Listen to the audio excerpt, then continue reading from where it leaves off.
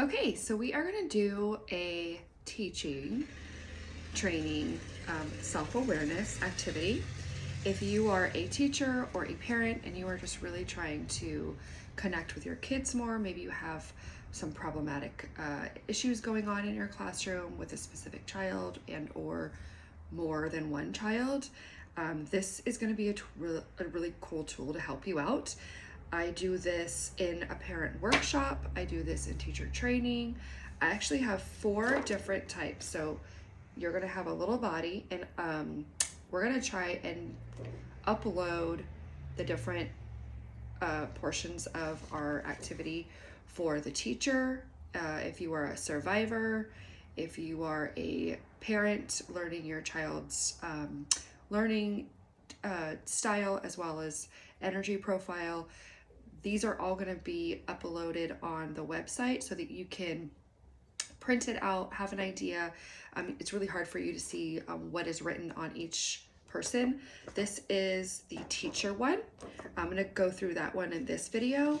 We have one for when you are learning about your child's learning style. We have one for the survivor if you are a participant of the trauma-informed care side of our nonprofit. And here is the parent one that I use for when we're working with parent training and learning yourself as well, because it's not just about learning about your child, but it's also learning about yourself. So those are, this is a really awakening activity. I've gotten a lot of like aha moments with parents and teachers, so I'm really hoping that you're going to enjoy this. We're going to do the teacher one today. So this is a body. I don't know if you can see kind of the words. So there are prompts on every part of the body, right?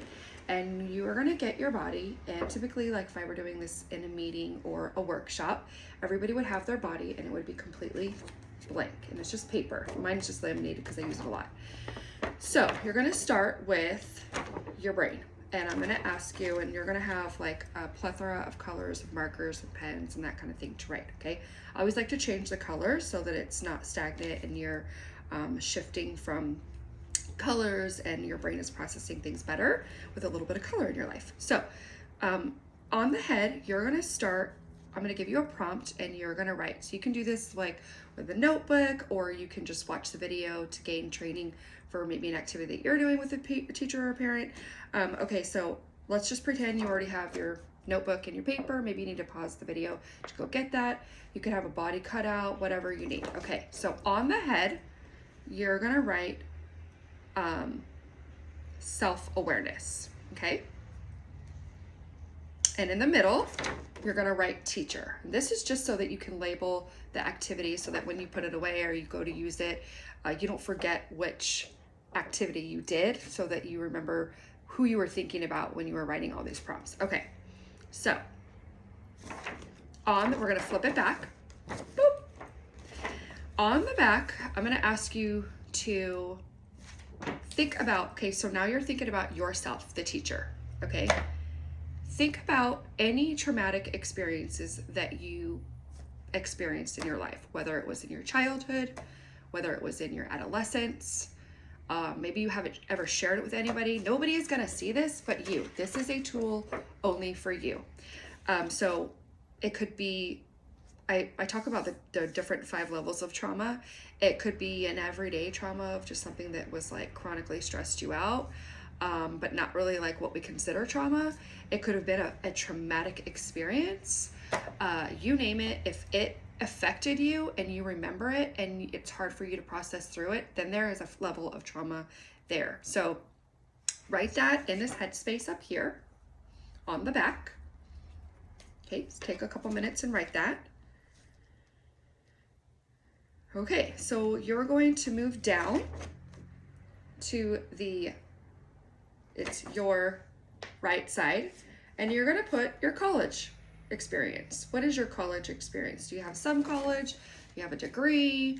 Do you have certificates? Whatever your college school level is, maybe you're just a high school graduate and you're doing this, whatever it is, write that on the side, on your right side. They're going to move to your left side, and you're going to write your childhood educational experience.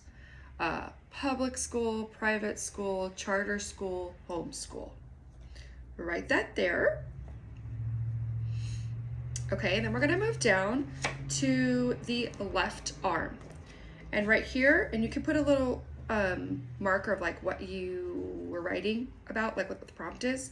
But again, this is gonna be on the download, so maybe you don't need to do that. Okay, so on the left arm, you're gonna put what type of student crisis have you experienced? Maybe you experienced this yourself. Maybe you've experienced this with a student. Probably more likely to have experienced it with a student, because anything that you experience as a crisis is going to go up here on the top of where your trauma experience is. So write that down. Any type of experience that you've had with crisis. Maybe a parent came in screaming at you for something that they didn't understand or needed help with. Maybe you had to have a parent-teacher conference for some really crazy behavior that is being displayed by one of your students. Maybe you are experiencing some crisis in your administration, not feeling supported. Anything having to do with that, just write it on that arm. And it doesn't have to be a complete sentence, it doesn't have to be a paragraph, it could be notes. However you write your notes, that's how you're gonna write it. Okay? All right, so now we're gonna move down to a leg, and this is, I'm looking at it, and it is the left leg. And you're gonna write relational gravitation. So the relational gravitation is, what relationships do you gravitate to? Is there a best friend at your work that you gravitate to?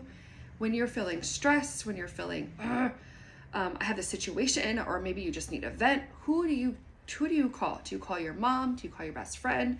Do you go home and vent to your spouse? Is there an adult child, maybe one of your younger children who you think will get it? Maybe whoever you gravitate to release a conversation about a situation that you had, that's what you're gonna write. You're gonna write that name. I have multiple people. So I have like a colleague, somebody that's in an environment. I have my spouse. Wherever I go, there is somebody who I have to be able to release what kind of situation just like is getting me all worked up. So I will just write all of them, okay? Then on the other leg, you're gonna write life challenges. What challenges are happening in your life right now? Maybe you have a sick parent. Maybe your spouse is not connecting with you. Maybe you have a child that in your house, one of your children or a stepchild or somebody that you're taking care of is just really having a hard time. Maybe your financial challenges. Anything that is challenging in life that has really nothing to do with your occupation, write it. Every challenge that you're having right now, write that on that leg. Okay. Now in the middle, kind of the abdomen, you're gonna write parent connections. Think of those parents that you could connect with. You really have a great relationship. They really get it. Maybe you have really great, intelligible conversations with them about life, or you can relate to them and you can be honest and real and humble. Maybe there's a parent that you connect with because you just hit it off. You have that chemistry. Maybe you have a parent that really supports you and is appreciative of all the work that you do. Write all those parents down. Okay. Okay. So we're gonna flip our person over. So all that writing that you did, we're gonna flip it over. And you are going to go down to, okay. So where you wrote teacher, you're gonna go down just a little bit where the neck is, okay? And you're gonna write your teaching style. What do you think your teaching style is? Just describe it. You can write a couple notes, you can write, if you know what your teaching style is, you don't really know, and you kind of haven't really dabbled into that self-awareness activity yet, then just describe what your teaching style is. Maybe you are free and creative. Maybe you are a rule follower and you have your type A list and rules and expectations for your children. What is your teaching style? Are you kinesthetic? Do you have a open floor for your children and want to teach all the different types of learning styles, or do you need a little bit more structure? Anything that you can describe your teaching style as, write that down in that spot. Okay, you're going to go down a little bit further and you'll just write a line under your last note that you wrote in the last sentence, and you're going to write, okay, so you're going to think about this. What is my movement type? Maybe you are calm and slow and want to hear everything from your student first and your parent. Maybe you are anxious and you move a lot and you use your hands a lot. Write that. If you are an observer and you just need to look, watch, think, analyze, and then plan, write that. So think about your movement. How from fast, slow, medium, where are you on that scale? Do you notice yourself buzzing along your classroom, or do you notice yourself at your desk a lot? Sitting with one child at a time a lot? Where do you see yourself? Kind of reflect back and kind of think about, where do you see your body moving through your classroom or your work, your home environment, when you're teaching, when you're by yourself, that kind of thing. Okay, so write that movement type, any way you need to describe it.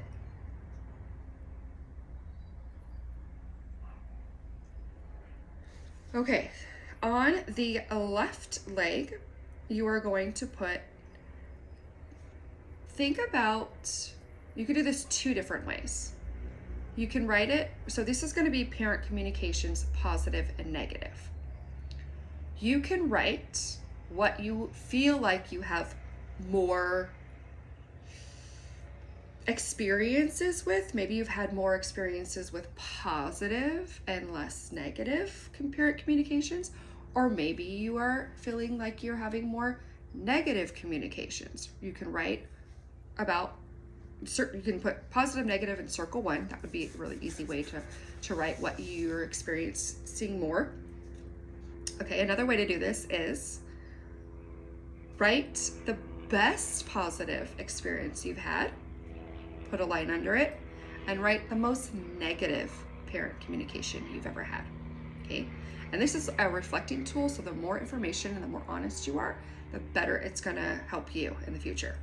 Okay, so write that on that leg.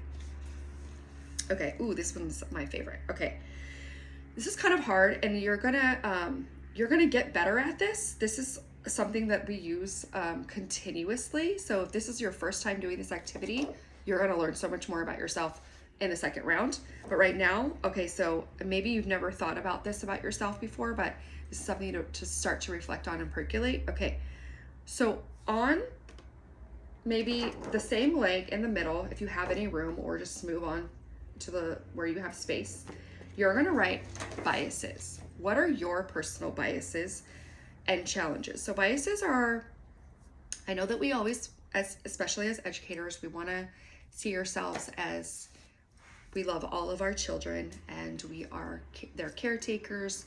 We wanna help everybody, but we are human and we have biases. Maybe it's kind of like, think of it as a trigger, but not, okay, so think of it, a trigger could be a way to explain it, but it's a bias. So something that you just really don't find yourself connecting with, maybe you don't like teaching this type of child.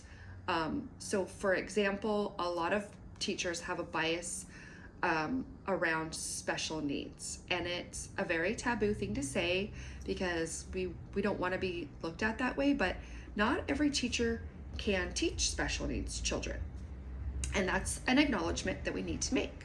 So maybe it's the child that's really loud, maybe it's a cultural child that you really just can't connect with.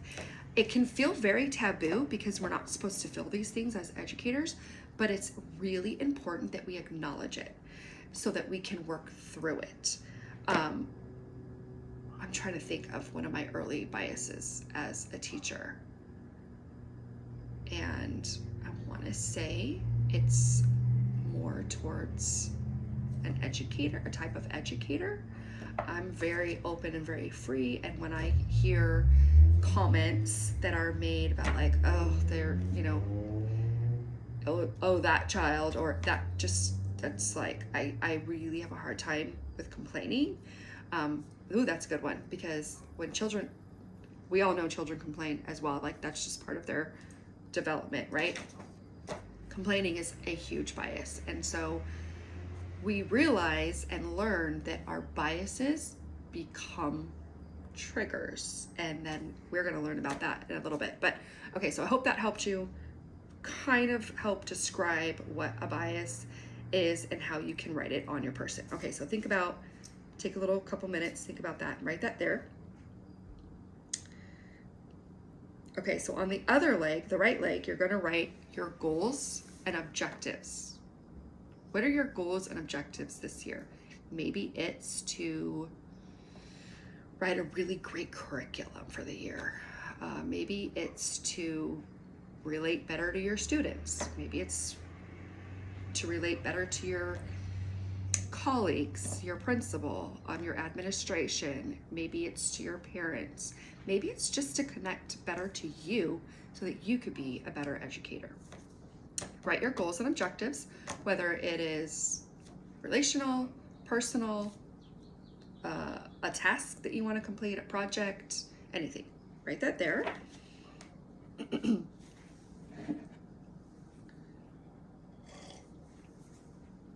Okay, so on this, we're going to go up and we're going to go on the right arm, and you're going to write your triggers.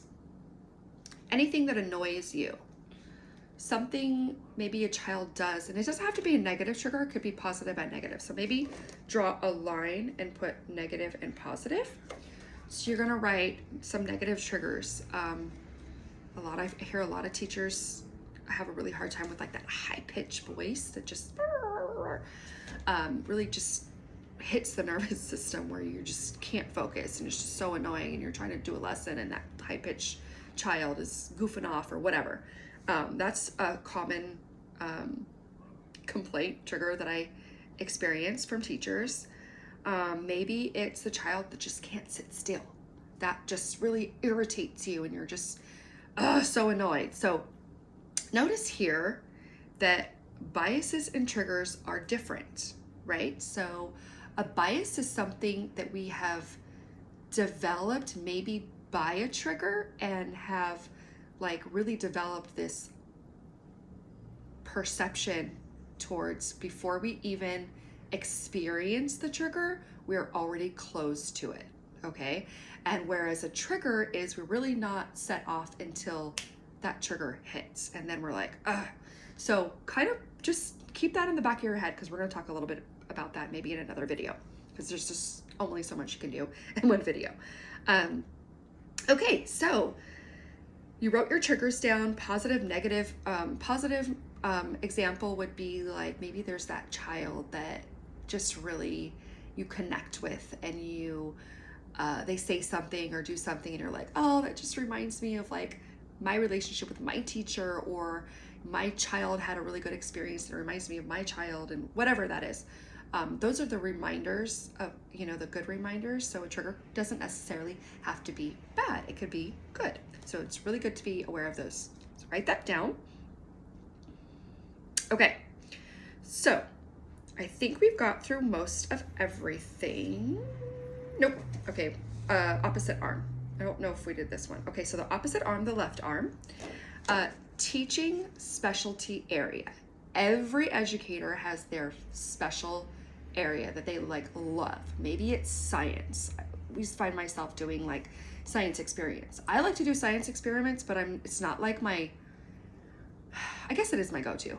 It's my go-to because for me, it's tangible and visual. And that's how I really connect with a lot of my participants, my parents, my teachers, because when I can give them something tangible to see and prove to them, then they're like, oh, she gets it. She can articulate what we want to understand. Okay, so I don't know if have seen the video of one of the energy profiling videos that we use a energy stick in. That is like one of my immediate go-tos, but also a lot of different things that we can use as science. So maybe you're a science, that's your area of education, and that's just what you go to. Maybe you're an art fanatic.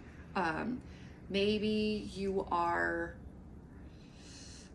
literature. You know, there's always a book that you want to teach your kids, read to them. I know some of my early teachers were like fanatics about chapter books, and that was always their way to like get a lesson in there, social and emotional behavioral.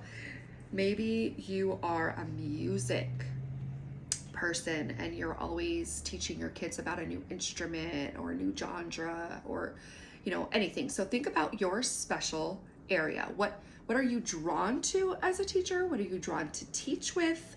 Those are all great tools. And then also under there, so after you write that, you're going to draw a line, and then you're going to put what is your interest level and your skill level. So let's say you use music. I love music. I sing a lot with the kids when I talk to them, and we'll talk about that in another video. I am not a professional singer. I do not read music anymore. I don't play any one instrument. I dabble in a couple different instruments, but that is my skill level, right? So like I do have a trained vocal voice, even though I'm no longer, that's not my profession. I went through that during school, and I semi have a trained voice. So I'm going to put that under my skill level and interest, and that will stay there. Okay, now I think we went through everything. Okay, so normally like during a parent workshop, we would take a break, we would get a snack, have a drink of water. If you need to pause it, go ahead and do that.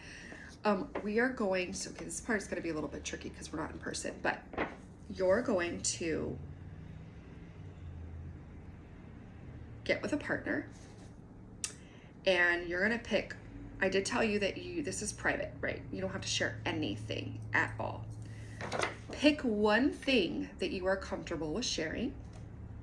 Maybe that's your teaching style, maybe that's your interest, and you're going to share that with your partner.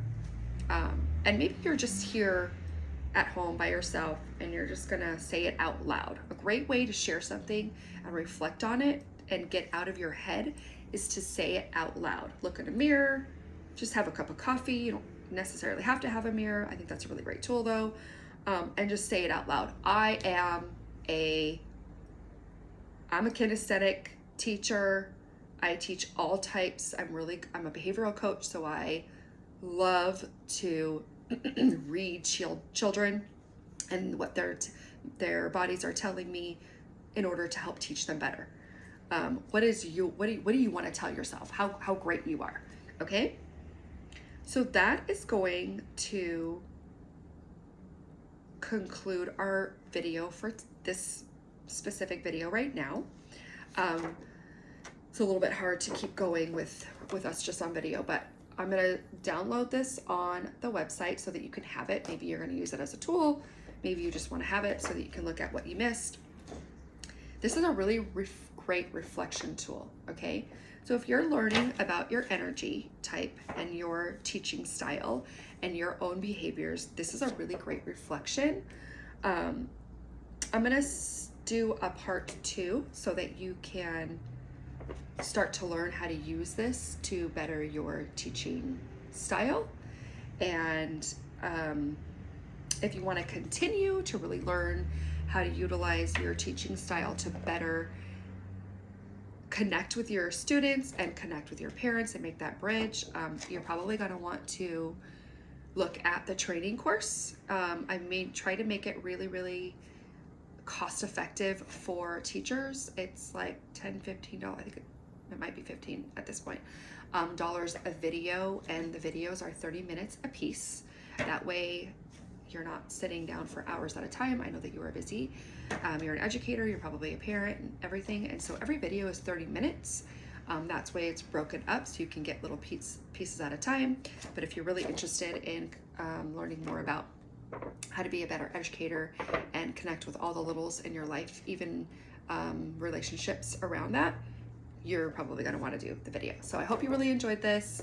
And I bet you're going to reflect on this with even out the second part of this video. So I hope you had a great time. Thank you so much for joining. Don't forget to process, play, and have a great day.